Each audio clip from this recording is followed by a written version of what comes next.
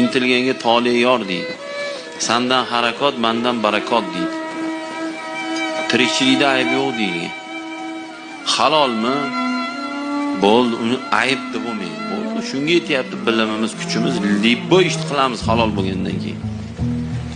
U tozaxonada haromxo'rlarga o'xshab qimor o'ynab boy bo'lgandan ko'chada makulatura yig'ishtirib yurganimiz afzal. Musulmon shunday fikrda bo'ladi. Yoki ana haromxo'r o'g'rilarga o'xshab nima misol janozada bittasini velosipedini minib ketsa, misol talpada bilmay gogoda bo'lib qoladi-yu. Janozada velosipedlar yo'qoladi masalan. O'sha haromxo'r ham keladi janozaga. Ko'zi chamqaladi, turib saloti janoza deganda ular endi o'zini ishi-ku professional bo'ladi. Shunday bitta hojdadani velosipedni minib ketdi. Germanskiy bo'lsa $500. 10 minut.